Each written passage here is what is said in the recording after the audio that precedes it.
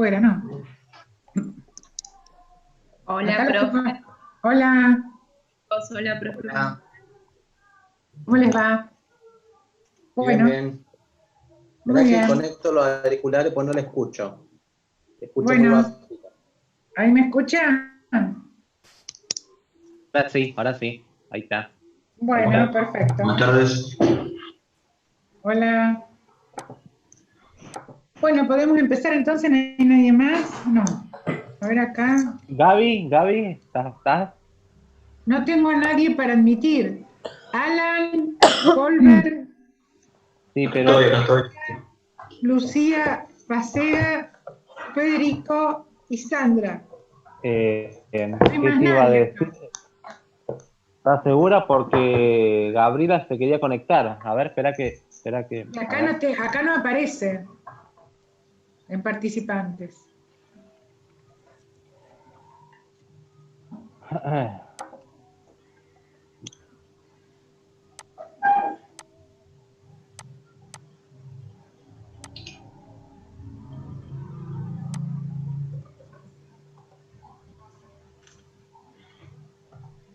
Bueno, ahí le mando un mensaje.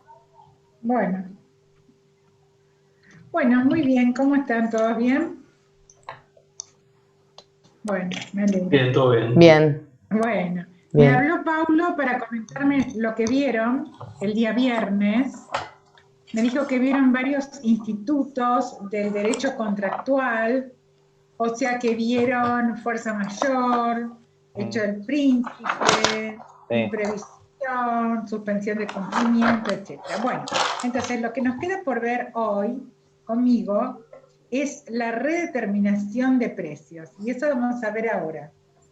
La redeterminación de precios de los contratos administrativos, sobre todo el de obra pública. Bueno, ¿qué es el régimen? Porque todas esas otras figuras me dijo que lo vieron, ¿es así? Sí.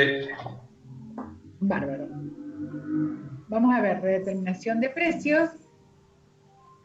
Vamos a ver el procedimiento de iniciativa privada, quizás, y los medios de extinción del contrato. Bueno, ¿qué es la redeterminación de precios? Cuando ustedes tuvieron fuerza mayor, imprevisión, hecho del príncipe, son todos institutos que se aplican en los contratos públicos y que permiten el mantenimiento, ¿no es cierto?, de la ecuación económica, de la ecuación económica financiera del contrato.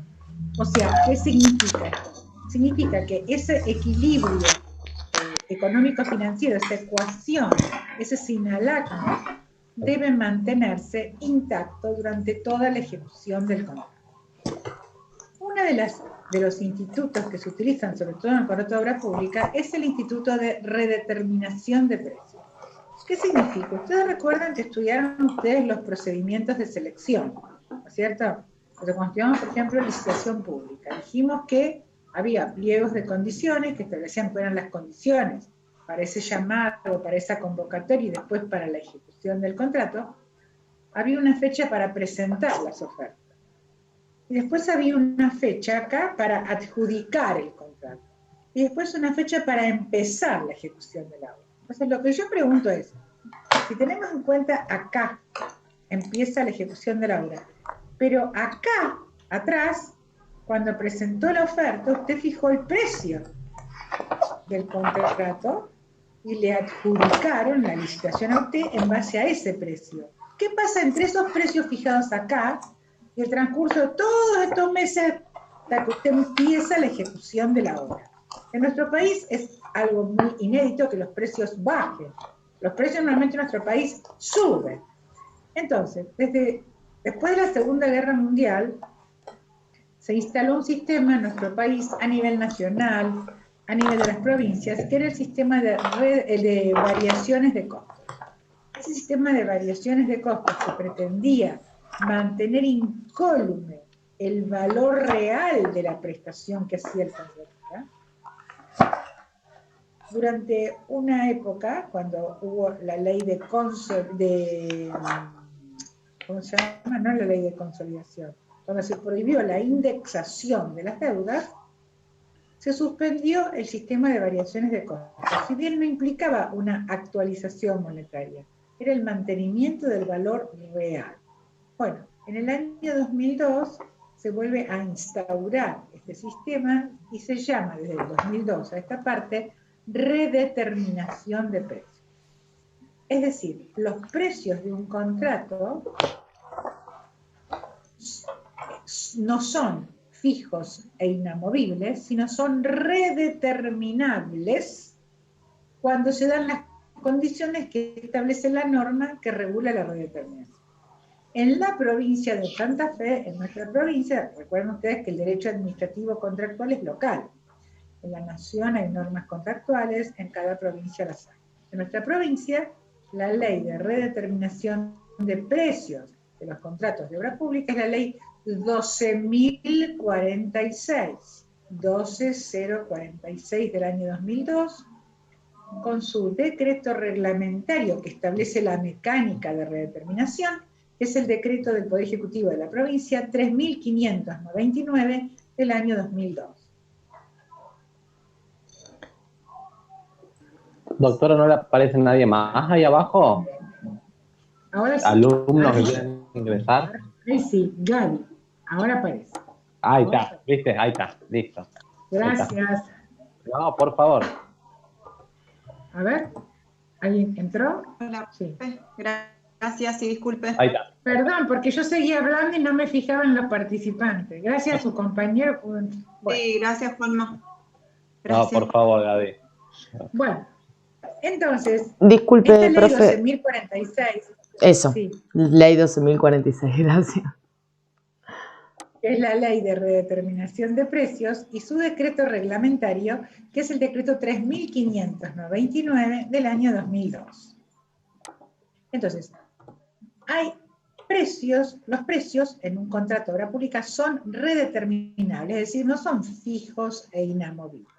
¿Y en qué consiste este sistema de redeterminación de precios? A nivel nacional es casi idéntico a como ocurre en la provincia de Santa Fe. Significa que en el contrato de obra pública se va a redeterminar el precio de lo que falta ejecutar si se dan alguna de las dos situaciones que les voy a decir. O bien cada 90 días, o si hay una suba, una variación en más o en menos, del 5%, superior al 5%, de el precio de la oferta o de la última redeterminación. Entonces, si se dan alguna de esas dos circunstancias, los precios se redeterminan. Pensemos que se da la primera circunstancia. No hay nada raro, cada 90 días. La obra empieza acá, a los 90 días se calcula el nuevo precio de lo que falta ejecutar, ¿sí? Ahora les voy a decir cómo se calcula. El nuevo precio de lo que falta ejecutar. Y entonces vamos a ir cobrando esos certificados mensuales a partir de acá con el nuevo precio. Pasan otros 90, acá tenemos los 90 días. Se redetermina todo lo que falta de acá hasta el final. Estos certificados que vamos a seguir cobrando con el nuevo precio. Acá pasaron otros 90 días. Hay otra redeterminación de lo que falta ejecutar al final. ¿Me siguen o no? ¿Sí? Y los certificados que vamos a cobrar a partir de acá, lo va a hacer con el precio redeterminado hasta otros, se me acaba el cuadrito, hasta otros 90 días que otra vez se redetermina. ¿Estamos? Bien. Ese es un sistema, pero puede haber otras circunstancias. Si antes de los 90 días hay un aumento superior al 5% o una disminución superior al 5% respecto del precio de la oferta o del precio de la última redeterminación, se hace ese procedimiento, ¿sí? Lo que ocurra primero, ¿sí? O sea, puede ser que no haya que esperar 90 días porque hay un salto superior al 5%, ahora les voy a decir en qué elementos del costo, y entonces ahí eso opera como momento para redeterminar lo que falta ejecutar. ¿Comprenden lo que digo? ¿Sí? Bien. ¿qué es lo que se va a tener en cuenta para redeterminar? Bueno, esta ley y su decreto reglamentario van a tener en cuenta, porque hay distintas formas de calcular la variación de costo, circunstancia que esta norma no utilizó. Entonces, acá se van a tener en cuenta los materiales, la mano de obra,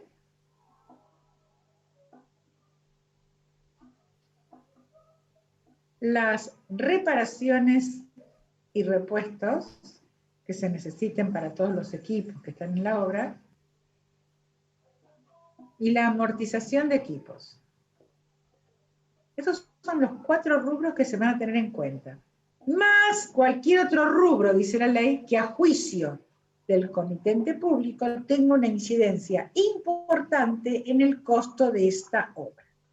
Entonces, se va a redeterminar el precio de acuerdo con esos 4 elementos. Y entonces, ¿qué se va a tener en cuenta? Hay unas fórmulas que están previstas en el decreto reglamentario para cómo se calcula el aumento en el precio de los materiales. Hay otra fórmula, que no importa cómo es, cómo se calcula el precio en el aumento de la mano de obra, o en las reparaciones y repuestos, o en la amortización de equipos. Se aplican esas fórmulas y surge un nuevo precio para toda la obra, que falta ejecutar, para toda la obra. Ese precio lo voy a aplicar a la parte de obra que falta ejecutar, ¿sí? O sea, que es para adelante, no para atrás. ¿Estamos lo que digo? Bien. Los aumentos de las alícuotas impositivas y aduaneras y cualquier otra tasa son reconocidas al contratista. O sea, si yo he previsto una tasa de impuesto del 10% y ahora es 15%, me tienen que reconocer esa diferencia. Son trasladables. Bueno, este procedimiento de determinación de precios, como ustedes verán, no está teniendo en cuenta cada uno de los factores que componen el costo, los más representativos. ¿Es un sistema súper equitativo? Depende. Algunas veces no será tan equitativo, otras veces resultará más equitativo. Si, por ejemplo, en la obra, materiales es un elemento del costo que ocupa un lugar muy importante. Ahora, ¿qué sucede? Cuando hablamos de materiales, habrá que tener en cuenta esa fórmula, los materiales que componen precisamente la obra de la que estamos hablando. Pues si yo estoy haciendo una obra pública que son viviendas sociales, por un lado, y tengo otra obra pública que es la construcción de la sala de terapia intensiva de un hospital moderno, público. ¿Habrá los mismos materiales en una y en otra obra? Pregunto a ustedes que son abogados, pero esto es una cuestión de razonamiento. ¿Qué les parece? Exacto. Por ahí, en la obra, qué sé yo, de la construcción de las viviendas sociales va a haber a lo mejor ladrillo. Sí. En la construcción de la sala de terapia intensiva del hospital no va a haber ladrillo. Va a haber unos placas aislantes que son elementos importados, cómo se construye, con insumos que vienen de afuera, etc. Entonces, es muy importante que los elementos que componen el costo, que son esos los que se van a considerar, representen realmente los elementos que componen el costo real con nombre y apellido de esta obra en particular. ¿Para qué sucedería? Sucedió el otro día, me tocó hacer un escrito, una estación policial en el norte de la provincia.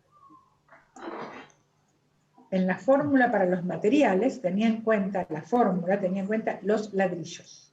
Resulta que esa estación policial es una estación policial del siglo XXI, que se realiza con paneles antibalísticos. Las paredes son unos paneles importados antibalísticos. Los vidrios son unos vidrios de no sé cuánto, antibala, etcétera. Con acero en el medio de las paredes. ¿Tiene que ver el ladrillo ahí como elemento del costo? No. Entonces, ¿qué decía la empresa? La empresa consultó. A ver, esta fórmula o este sistema de redeterminación me resulta irrepresentativo. ¿Por qué? Porque en la fórmula para considerar cómo aumentó el ladrillo, que es materiales, perdón, para ver cómo meter los materiales, tiene en cuenta el ladrillo, y el ladrillo no tiene nada de incidencia en mi obra. ¿Qué puedo hacer? Bueno, ¿qué puede hacer? Ustedes estudiaron con Paulo imprevisión, ¿se acuerdan? Lo estudiaron el viernes pasado. ¿Y qué es imprevisión? Estos acontecimientos que ustedes pueden invocar, pero fíjense, que sea extraordinario, imprevisible y sobreviniente al contrato, y que altere la situación contractual. Yo no podría decir que es sobreviniente el hecho de que esta obra tiene una fórmula en donde los materiales me van a considerar el aumento del ladrillo en lugar del aumento de los paneles importados con acero antibalístico, porque eso yo lo sabía al momento que firmé el pliego. Entonces a mí me va a resultar muy difícil invocar la imprevisión ahí. Entonces eso es lo que Claro, yo por le eso dije. dio el ejemplo de costo. ¿Cómo? Por eso dio el ejemplo de despreciación de la moneda. ¿Quién? ¿Puede Paulo. ser? Pablo, Paulo. sí. Bueno, por Sí, eso. sí. Por eso.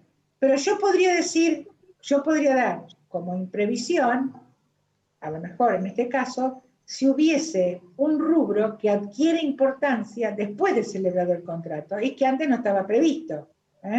Entonces puedo decir, bueno, miren, el costo financiero no está previsto dentro de los elementos a tener en cuenta, ni siquiera en este contrato, porque yo les dije que la ley dice, y todo otro rubro que a juicio del comitente sea relevante en esta obra. Entonces, fuera de los 4 que están ya en la ley, no se tuvo en cuenta el costo financiero porque permanecía igual. ¿Qué sucede si a partir de determinado mes, la ejecución del contrato, por un tema bancario y liquidez financiera, los bancos están cobrando el 58% de tasa de interés, que es algo que subió la tasa un 40%. Esta es una situación imprevisible de carácter económico que surgió con posterioridad a la celebración y que al no estar considerado el costo financiero en el sistema de redeterminación de precios, me está alterando la ecuación económica financiera, porque es un costo que yo no lo tenía previsto. Bueno, ahí yo puedo sí invocar la imprevisión para que se incorpore o ese costo nuevo dentro de la fórmula o de algún modo se compense esa mayor onerosidad que yo tengo que sufrir. Bueno, esta es la redeterminación de precios. Es un instituto que tiende entonces al mantenimiento de la ecuación económica financiera del comercio. Bien. Dentro de los procedimientos de selección, me dice Paulo que él no habló de la iniciativa privada. Bueno, a nivel nacional, si estamos hablando de contratación pública nacional, tenemos un decreto, que es el decreto 966 del año 2005, que es un decreto nacional, que es el régimen nacional de iniciativa privada. Y en la provincia de Santa Fe, la iniciativa privada la tenemos regulada por la ley para contratos públicos 12.510, que ya les hablé de esa ley, y su decreto reglamentario 1104/16.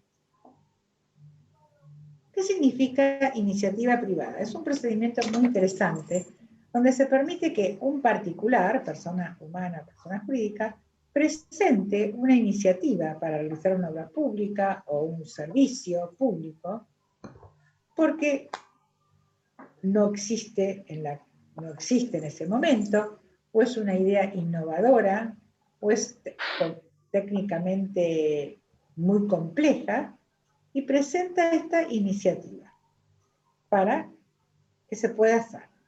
Esta iniciativa, por supuesto, no tiene desarrollado todo el proyecto. La iniciativa consiste en las bases de factibilidad técnica y económica de esta propuesta de iniciativa que realiza la parte privada. Puede ser una propuesta que al Estado no le interesa en absoluto, con lo cual no va a ser declarada de interés público. Dirá que no tiene interés público. Pero si el Estado considera que reviste un interés público, la debe declarar de interés público. Declarada esa iniciativa les doy los lineamientos generales que están en ambas normas. Declarada la iniciativa de interés público, ¿qué va a hacer el Estado? No se la va a dar al autor de la iniciativa, no. Va a llamar a licitación pública utilizando esas bases de la iniciativa para redactar los pliegos de bases y condiciones para la licitación pública.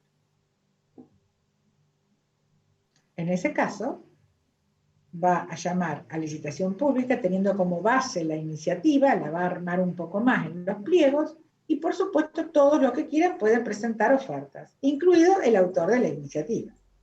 Ese es un procedimiento a seguir. Ahora, el otro procedimiento es que, declarada de interés público la iniciativa, lo que puede hacer el Estado, en lugar de con eso armar pliegos para una licitación pública, llama, en lugar de hacer eso, es otra opción, llama a que presenten concurso de proyectos integrales. ¿Y qué significa? Es un concurso en el que se van a presentar todos los que quieren, sobre la base de esa iniciativa, de esa idea, van a presentar el proyecto integral, ¿sí? El autor de la iniciativa también se puede presentar y presentar su proyecto integral.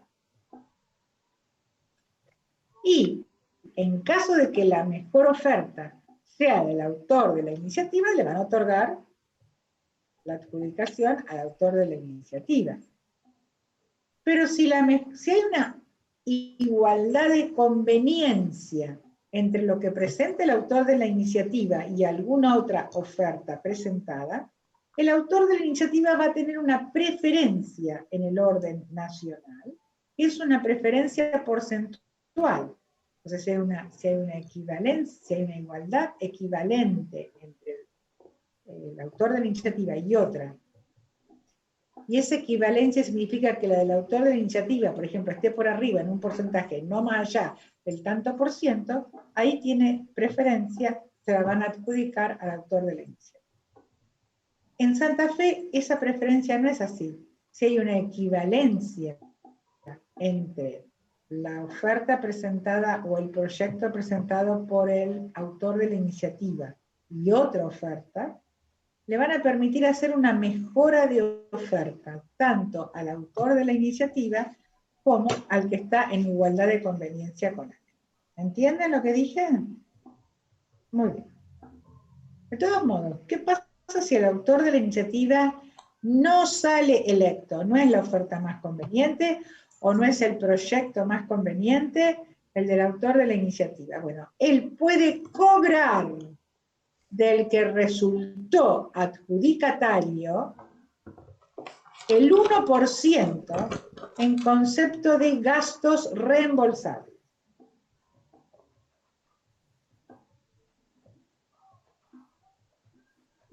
El Estado no le va a pagar al autor de la iniciativa honorarios por el proyecto, o por la iniciativa, no. Él va a cobrar del que resultó adjudicatario el 1% del costo del contrato, en concepto de gastos reembolsables. Bueno, eso más o menos son los puntos más fundamentales. Después ustedes van a ver la norma, pero son los puntos fundamentales. Bueno, ahora nos queda también, me dijo Paulo, que él les habló de las facultades de la administración dentro del contrato. Bueno, estas facultades de la administración, que por ejemplo en la norma nacional, en el decreto 1023, se las menciona como las prerrogativas. Yo estoy en total desacuerdo de hablar de prerrogativas, porque tengo una mirada renovada del contrato administrativo, en donde en lugar de haber cláusulas, puras cláusulas exorbitantes, en realidad hay una mirada más ecuánime en las relaciones, más equilibrada en las relaciones entre el contratista y el sector público que firma el contrato. Porque si el contrato público fuese ese desbalance total, del que hablan hoy en día todavía muchos autores, yo creo que incluso estaríamos en algunos supuestos fuera del Estado de Derecho. Porque, ¿qué es lo que justificaría que haya un régimen diferenciado del contrato público de los contratos privados? ¿Qué es lo que justificaría esa diferencia de régimen? Según ustedes, ¿qué les parece? Justamente las prerrogativas o las arbitrariedades que hace la administración. No, pero las prerrogativas, claro, pero las prerrogativas están puestas por algo. ¿Por qué razón? Porque la doctrina clásica, e incluso la francesa, decía que la diferencia radicaba en las prerrogativas. Pero, a ver, Y las prerrogativas las veían, ¿por qué puestas en el contrato público? Bueno, porque era un ejercicio, las prerrogativas eran como derivación del ejercicio de la función administrativa, en este caso en el contrato. Pero piensen ustedes que en esas épocas de función administrativa no se hablaba de lo que se habla hoy en el siglo XXI, donde yo les expliqué desde el primer día de clase lo que es la buena administración, lo que es la democratización de la actividad administrativa, lo que es la gobernanza, o sea, la participación pública en la actividad administrativa, la necesidad de consenso, etc. Entonces, si yo parto de esas premisas, y yo les hablé de los principios de la connotación administrativa, creo que también hablé yo de ese tema, yo diría que decir que tienen un régimen diferente porque hay cláusulas exorbitantes que derivan del ejercicio de la función administrativa es quedarme en un siglo pasado. Estamos en el siglo XXI. ¿Qué es lo que determina que tenga un régimen diferente? Después vamos a ver cómo debe ser hoy en día ese régimen diferente, de los contratos meramente privados. El interés público puede ser. Exactamente.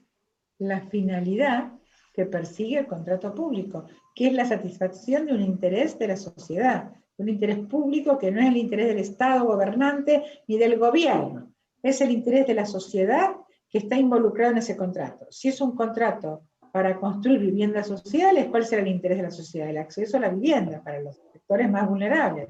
Si es un contrato para construcción de un hospital, el derecho a la salud, el interés público en la salud, en prestar la salud de manera gratuita y de modo más generalizado.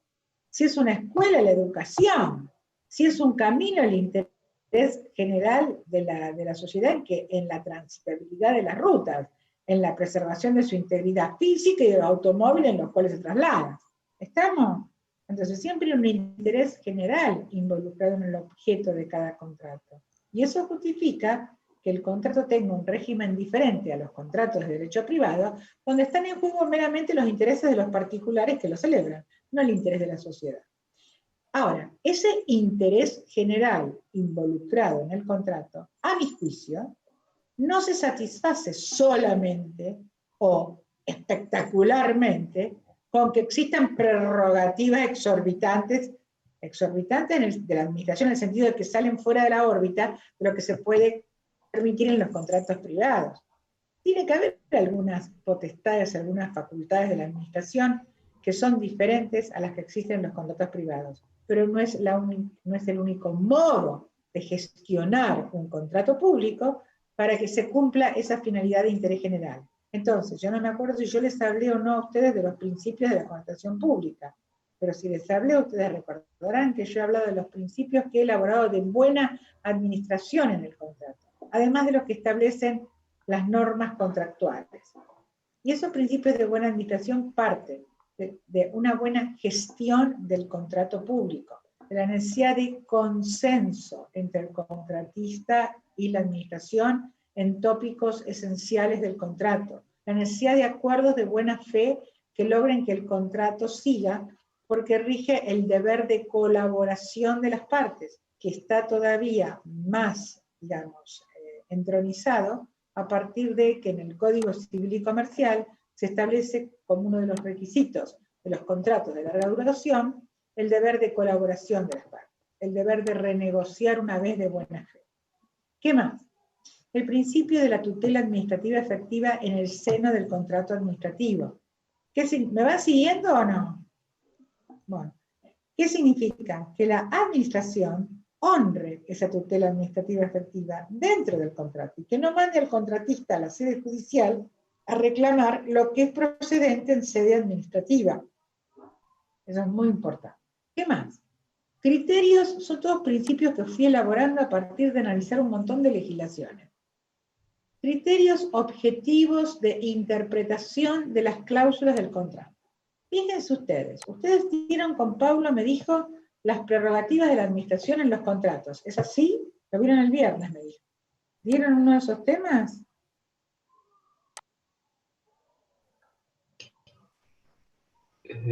Sí, lo dimos.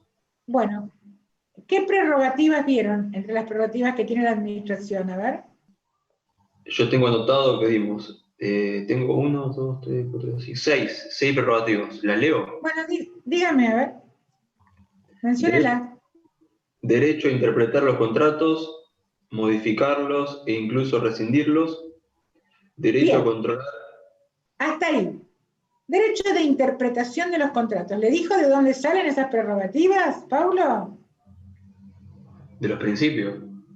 Bueno, No, las prerrogativas no surgen de los principios, surgen de una normativa.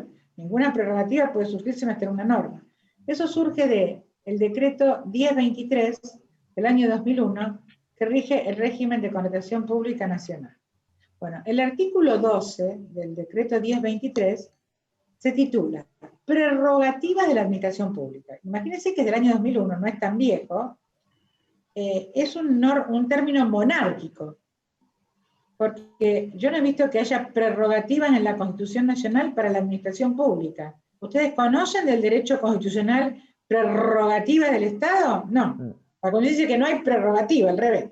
Entonces, ¿qué es un término que el decreto utiliza basado en un derecho contractual de otra época? Monárquico. No estamos en Estado de Derecho, no estamos en monarquía. Entonces, ¿qué prerrogativas? Artículo 12, inciso A del decreto 1023. La prerrogativa unilateral de interpretar unilateralmente el contrato y resolver todas las dudas que ofrezca su cumplimiento. ¿Qué opinan ustedes de esa prerrogativa? ¿Puede ser ejercida así tal cual como lo dice el decreto 1023? Es una norma vigente, pero puede ser interpretada en caso de problema, llevada a un juez así a rajatabla. Imagínense que esa facultad de interpretación de ese modo excede lo que dice nuestra legislación de fondo, Código Civil y Comercial, en materia de interpretación de toda norma jurídica. ¿Cómo se interpreta la ley, o sea, una norma jurídica, artículo 2 del Código Civil y Comercial? Se interpreta conforme, dice, al significado de las palabras, a la finalidad de la ley, a las leyes análogas y a los principios y valores que surgen de los tratados internacionales de derechos humanos y del orden constitucional en su conjunto. Eso es lo que dice el artículo 2 del Código Civil para interpretar toda norma jurídica en el derecho argentino. Ahora, toda norma jurídica que proviene de un contrato público sale fuera del derecho argentino, conforme al bendito decreto 1023, y se interpreta unilateralmente conforme quiera la administración, porque es su prerrogativa. Eso es una norma inconstitucional e inconvencional. Eso tienen que tenerla en cuenta ustedes. Todas las dudas que ofrezca el cumplimiento de un contrato, lo analiza y lo interpreta la administración. ¿Con qué parámetros? Ni siquiera dice con qué parámetros. ¿Con qué parámetros? ¿Con qué principios lo interpreta? Entonces, lo que buscamos en esta, o lo que busco yo, que parece que soy una solitaria, porque acabo de leer Balbín, para ver a ver qué dice Balbín, que son los textos. Balbín está en otra época todavía en materia de contratación pública. Yo les voy a mandar a ustedes, no se los subí ya al campus, el artículo que escribí sobre las incidencias del Código Civil y Comercial en los contratos públicos. ¿No se subió al campus?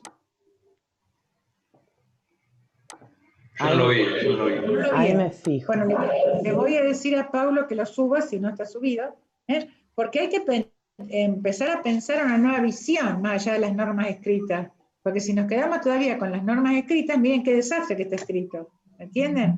O sea que el derecho en la Argentina se interpreta de otra manera, salvo el contrato público. ¿Por qué razón? El interés general de la sociedad justifica que la administración interprete conforme a su criterio discrecional el contrato administrativo, porque ni siquiera dice interpretarlo conforme a la finalidad de interés público. Dice la prerrogativa de interpretar el contrato, punto, y de resolver todas las dudas que ofrezca su cumplimiento. O sea, ni siquiera lo ata a la finalidad de interés general. Pero yo creo que hay que revisar un montón de cosas en los contratos públicos. Hay que tener en cuenta todos estos principios que yo les estoy comentando, que son los nuevos principios de la buena administración en la contratación. Bueno, vamos a hablar de cuáles son los derechos de los contratistas. Hay una carpeta que dice Sí. doctrina, que dice impacto del Código Civil y Comercial en el derecho administrativo, es un PDF, pero no sé si Eso lo puedo es, bajar. debe ser ese, a ver. Ahí lo estoy bajando. A ver si el artículo ese. Claro, yo cuando lo quise bajar está como fallado el archivo. Está subido, pero está como fallado el archivo. Está Bueno, en el entonces apartado de la unidad 10, abajo de todo bueno, en la entonces le voy a doctrina. decir a Pablo que lo vuelva a subir, si no se puede leer eso, que lo vuelva a subir. Bueno, Sí. ¿cuáles son los derechos de los contratantes en los contratos públicos? Porque solamente han visto prerrogativas. ¿Y cuáles son los derechos y los deberes de la administración? ¿Ustedes piensan que la administración tiene solamente prerrogativa en un contrato público? No, No, tiene también obligación. tiene obligación. Bueno, ¿cuáles son las obligaciones que tiene la administración en un contrato público? Y, por ejemplo, cumplir con el objeto, pagar el precio. Bien, cumplir con el objeto, es decir, pagar la prestación que está haciendo el contratista, según el tipo de contrato que sea. Si es un servicio, pagar el servicio. Si es un contrato de obra pública, pagar los certificados de obra. Si es un suministro, pagar las adquisiciones, etc. Bien, o sea, tiene la obligación de pago fundamental. ¿Qué otras obligaciones tiene aparte de pagar? El Y de pagar en control, tiempo. Pagar en tiempo, ¿sí? control, inspección, dirección, esas serían Bueno, obligaciones. esa es una facultad y a su vez es un deber, Claro. ¿no? Son las facultades deberes, porque tiene la facultad de controlar el contrato y el deber de controlar la ejecución, precisamente para que cumpla con la finalidad de interés general y la obra, por ejemplo, pueda terminarse de acuerdo con el estado del arte de la construcción y que cumpla su destino cuando se termine el contrato, ¿cierto? Bien. También tiene la obligación de, por ejemplo, suministrar materiales para hacer la obra cuando el pliego prevea que los materiales debe suministrarlos la administración. Tiene distintas obligaciones según el tipo de contrato que sea. En el contrato, por ejemplo, de obra pública, tiene el deber de entregar el terreno al contratista donde se va a desarrollar la obra. Si ese terreno no es entregado, no empieza el plazo de ejecución del contrato. ¿Y cuáles son los de, bueno, yo diría que tiene también otros deberes y que surgen de los principios de la buena administración. Tiene el deber de escuchar razonablemente al contratista. Tiene el deber de encontrar soluciones armónicas para poder lograr la continuidad de la ejecución del contrato. Y ese es un deber de la administración, porque tiene que tener en cuenta la finalidad de interés general. Entonces, una cosa, si ustedes lo ven desde la óptica clásica, que es la mera prerrogativa y punto, y pasamos a otro tema, o la ven desde un enfoque actual de la materia. Entonces, señores, yo tengo muchos deberes como administración que no los cumplo nunca. Tiene el deber de velar para que el sistema de redeterminación de precios se mantenga representativo de la variación de precios.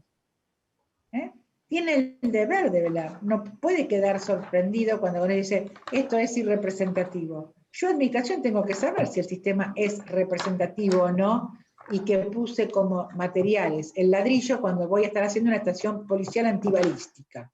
No tengo que esperar que el contratista me lo diga. Yo tengo el deber. Entonces, hay miles de deberes de la administración que no están exteriorizados en ese decreto 1023. ¿Y qué hacen los principios de la buena administración en el contrato? Porque si no pareciera que la administración queda sorprendida por cada planteo que le hace el contratista. Esto no significa que el contratista pueda plantear cualquier cosa. No, tiene que plantear aquello a que tiene derecho, ¿cierto? Pero hay circunstancias de público y notorio que deben ser anticipadas por la administración en el contrato cuando se trata de una buena administración y también de un buen contrato. ¿Sí?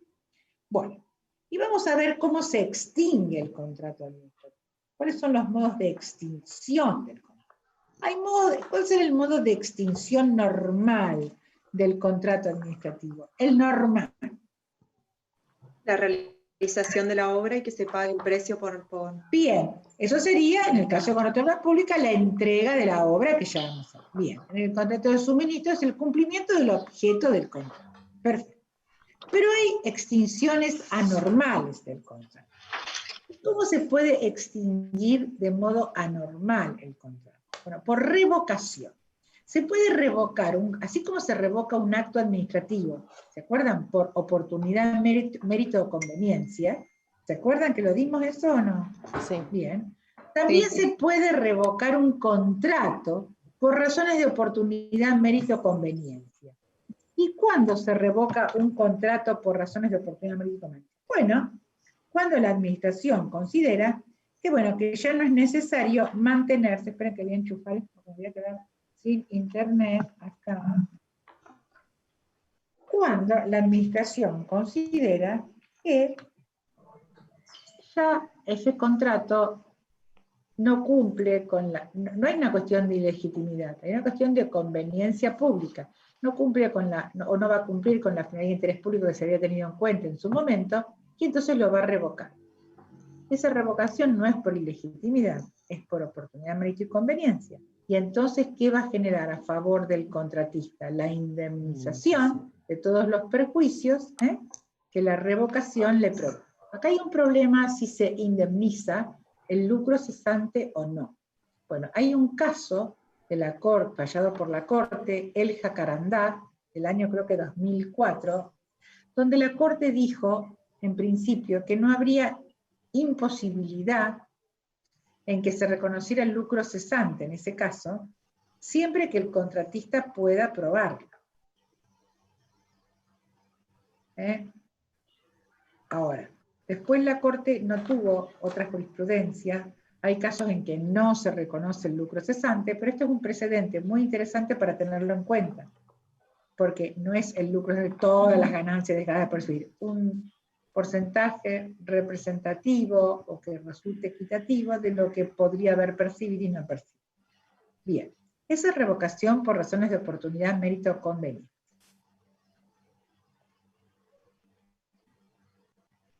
Vamos a ver otras revocaciones. Por ejemplo, en el caso de la pandemia, habían contratos firmados, el Estado dice, bueno, ahora con todo este bolonqui de la emergencia, por la pandemia, no me interesa más continuar con este contrato. Bueno, debería revocarlo por razones de oportunidad, mérito o conveniencia. ¿Entienden? Si no existe una ley de emergencia en materia de contratos que establezca otra cosa. Bien. Y también la revocación del contrato puede ser por razones de ilegitimidad, como se revoca un acto administrativo por razones de ilegitimidad. ¿Y cuándo se revoca un contrato por razones de ilegitimidad? Bueno, cuando había vicios originarios en el contrato, en el origen, y ese contrato es nulo. Uno de los casos, o uno de los supuestos, es, por ejemplo, si tenemos en cuenta la jurisprudencia de la Corte, que dice que en el contrato administrativo las formas y los procedimientos de selección son elementos esenciales.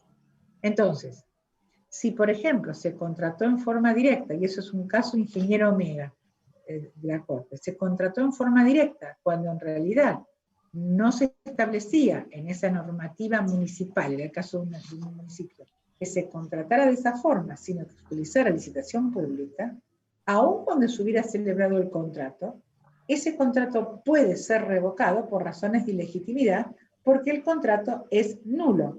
La forma, el procedimiento debe ser respetado, se hizo el contrato sin ese procedimiento, el contrato es nulo, y entonces debe ser revocado. ¿Entienden? También está previsto revocación del contrato en el decreto 1023 cuando hay corrupción. Cuando hay actos de corrupción, también procede la revocación del contrato. Bueno. Otro modo de extinción Le hago una consulta. anormal es... Puede ser. Sí. Si hay un contrato, por ejemplo, de un empleado municipal que no fue por concurso o sea, asumió a dedo, digamos. ¿Esa contratación también se puede revocar? Un contrato celebrado por un municipio. Claro, para hacer un médico, qué cosa. por ejemplo. Con un médico. Un contrato de servicios. Sí. Un contrato de servicios. ¿Eso se puede revocar si, por ejemplo, sí. el médico no es idóneo porque tiene otra especialidad, por ejemplo, no sé? Bueno, pero eso tiene que... A ver. El tema es, sí, para designar para un contrato de servicio también se requiere un concurso público, Claro. ¿verdad? Un concurso de antecedentes. Bueno, entonces, si la persona resultó elegida sin que tuviera los antecedentes requeridos por los pliegos de condiciones, ese contrato, aunque esté firmado, puede ser revocado por la administración porque sería un contrato nulo. Claro. Sería un contrato nulo por vicio en el origen porque se eligió una persona que de acuerdo a los pliegos de condiciones del concurso no reunía los méritos o el puntaje suficiente para poder ser elegido. Y claro. Bien, pero, Eso siempre tiene que ser por el propio órgano administrativo. Claro, y eso tiene, o sea, No, siempre no, depende de qué se trate. Ok. Depende de qué se trate. Ok. Pero normalmente no va a contratar a un médico por contratación directa, lo va a hacer por concurso. Exacto.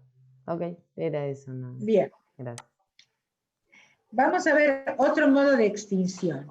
La rescisión del contrato. La rescisión del contrato es el acto de extinción de un contrato por culpa de alguna de las partes. Entonces, cuando ustedes van a estudiar contrato de obra pública, van a ver las causales de rescisión del contrato por culpa de la administración, que lo puede plantear el contratista, o la causal de rescisión por culpa del contratista, que la puede plantear la administración. Y hay supuestos concretos en la Ley de Obras Públicas, por ejemplo, de causales de incumplimiento por parte del contratista taxativamente indicados, que si se dan, la administración puede intimar al contratista que cumpla, y si no, lo puede rescindir al contrato, ¿sí?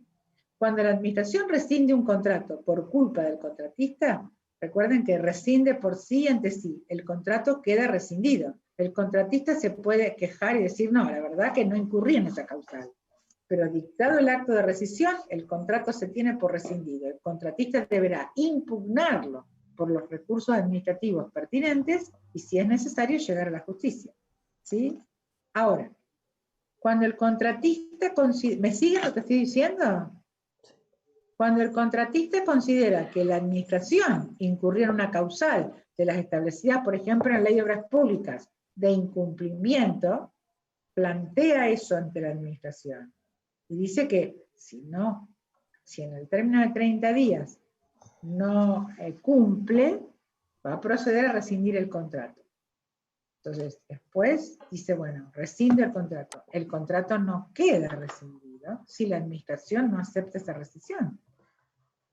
O sea que el contratista, si la administración no acepta la rescisión, va a tener que llevar a la justicia esa idea de rescindir el contrato por culpa de la administración. Esa sí es una prerrogativa que tiene la administración en los contratos públicos. ¿Sí? Bien, cuando ustedes estudien contrato de obra pública van a ver el artículo 50 y pico de la Ley Nacional, el 90 y pico de la Ley Provincial de Obras Públicas, que te dice cuáles son las causales de rescisión por culpa de la administración, por ejemplo, incumplimiento del pago. No paga un certificado cuando ya pasaron 30 días o más de 3 meses de la fecha de su vencimiento. Bueno, entonces hay una causal que puede rescindir, por fuerza mayor puede rescindir el contratista, por incumplimiento de otras prestaciones esenciales que le deba la administración, no le entrega el terreno, no le entrega los materiales. Bien. Y también la administración puede rescindir cuando el contratista abandona la obra o cuando comete fraude, etc. También la rescisión puede celebrarse por común acuerdo entre la administración y el contratista o el proveedor. Por acuerdo de partes puede haber rescisión. Por supuesto que no un acuerdo de partes que diga, bueno, nos acomodamos, no rescindiendo la finalidad de interés general, pero si la administración advierte que no tiene partidas suficientes para terminar la obra, porque tuvo que destinarlas por la cuestión del COVID a otras circunstancias, y el contratista piensa, bueno, yo seguir metido acá en este contrato, teniendo en cuenta que no me están pagando, que no me van a pagar, bueno, vamos a aceptar una rescisión de común acuerdo, que implica también normalmente renuncia de parte del contratista a reclamar daños y perjuicios, etc.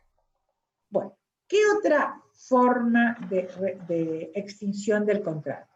La resolución del contrato. ¿Y cuándo se da la resolución? Se da cuando ocurre por hechos extraños a las partes. Es lo que estudiaron con Pablo. Cuando por la imprevisión reclamamos la resolución del contrato, la extinción llamamos resolución. o en el caso de fuerza mayor, se llama resolución, si bien, como les dije, la Ley de Obras Públicas lo mete dentro de la rescisión, pero técnicamente sería resolución, porque esa fuerza mayor es ajena a las partes. Por el hecho del príncipe, cuando se provoca la extinción del contrato, se llama resolución. ¿Qué es el rescate? Es otra forma normal. ¿Qué es el rescate? El rescate es cuando se extingue la concesión de un servicio público y el Estado decide que lo estaba llevando a cabo, prestando el servicio, un tercero, un concesionario, y el Estado decide reasumir él mismo la prestación del servicio hasta que lo conceda nuevamente o lo siga prestando así. Eso se denomina el rescate. El servicio siempre fue de titularidad pública, pero lo estaba prestando un particular. Extinguido ese vínculo, el Estado puede rescatar el servicio y prestarlo él mismo. Claro, es una decisión unilateral Y hay del derecho a Estado. indemnización. Ay, perdón. Exacto, de concesionarlo nuevamente o de prestarlo al propio Estado. Y hay derecho a indemnización también. Hay derecho a indemnización cuando decide hacer ese rescate, tal cual. Perfecto. También puede suceder que se extinguió el contrato de concesión por cumplimiento de su objeto o de su plazo, y el Estado decida prestar, ¿cierto? O al vencimiento del contrato, prestar el servicio por sí. Bueno, esos son más o menos los modos de extinción. Después tienen la caducidad también, que es normalmente cuando es por culpa del particular en razón de que incumplió alguna de las obligaciones. Pero en realidad, eso está resumido, por ejemplo, en los contratos administrativos, como es el de obra pública, en la rescisión por culpa del contratista, ¿entienden? No hay un artículo que hable de caducidad. Cuando hay culpa hay rescisión, ¿sí? Bueno, eso es más o menos lo que yo les quería plantear hoy, en el día. Contarles un poquito entonces de esta nueva mirada de los contratos, pensar en que no solamente hay prerrogativas, pensar que eso que se llaman prerrogativas, a ver, pongámosle otro nombre, potestades o facultades de la administración, que implican también deberes, que muchas veces están olvidados en la práctica contractual por las administraciones, y que también hay derechos muy fuertes de los cocontratantes para que haya un equilibrio, una ecuación económica financiera equilibrada. Y que esa finalidad de interés general que está involucrada en el objeto de cada contrato, mejor se cumple no solamente con el ejercicio de prerrogativas diferentes por el Estado, sino con un modo de gestionar el contrato más acorde al siglo XXI. ¿Qué necesita la administración, que es otro de los principios? La previsibilidad, la previsibilidad. Entonces, ¿cómo se puede ser previsible? Bueno, se pueden tener reuniones permanentes de contrato, que eso hace a lo que sería la buena administración en la ejecución, en la gestión del contrato. ¿De qué otro modo? Bueno, un mapeo de riesgos. ¿Cuáles son los riesgos que pueden ocurrir en la ejecución de este contrato de obra pública? Bueno, mapeámoslo y digamos qué vamos a hacer si se producen esos riesgos. Entonces tenemos previsibilidad sobre las consecuencias jurídicas y sobre las consecuencias económicas. Y ahí se despoja ese elemento controversial que muchas veces se produce en el contrato, cuando esa previsibilidad no se estudia de antemano. Si ustedes leen manuales de buenas prácticas contractuales públicas de Europa, de Latinoamérica, van a ver este elemento de previsibilidad siempre presente. Pues yo lo extraigo como un principio que me parece de buena contratación, de buena administración en el contrato público, de mucha importancia. Bueno, ¿alguna pregunta, chicos, sobre el tema? ¿No? No. Bueno, la clase que viene, entonces, ya vamos a empezar con el contrato de obra pública en particular, que lo va a empezar Paulo, tanto para la clase del viernes a la noche como para el viernes a la mañana, y después me contará hasta dónde llegó para yo empalmar con ustedes. ¿Alguna inquietud o pregunta? ¿No? Profe, yo le quería preguntar algo. Cuando habló de las obligaciones del Estado, que habló del pago del contrato, también iba a mencionar que también tenía obligaciones de pago en otras cosas, y no como que no terminó de Sí, comenté decir. que muchas veces no es únicamente el pago lo que tiene que cumplir. Por ejemplo, la entrega del terreno, eso quise decir, la entrega del terreno, la entrega de materiales cuando se ha comprometido a entregar materiales, esos son incumplimientos a cargo del Estado. Pero referente al pago es solamente el cumplimiento del... Bueno, pago de los certificados, el pago de los anticipos, puede haber pliegos que establezcan que debe pagar anticipos financieros del Estado. Si no los paga, está incumpliendo una obligación impuesta contractualmente por los pliegos, que recuerden que es la documentación licitatoria y después contractual. Ok. El pago de intereses moratorios en caso de mora, no solamente debe los certificados o las facturas, según el caso, sino también los intereses que sean devengados por la mora en el pago, o sea, por el pago fuera de término de los certificados o de las facturas.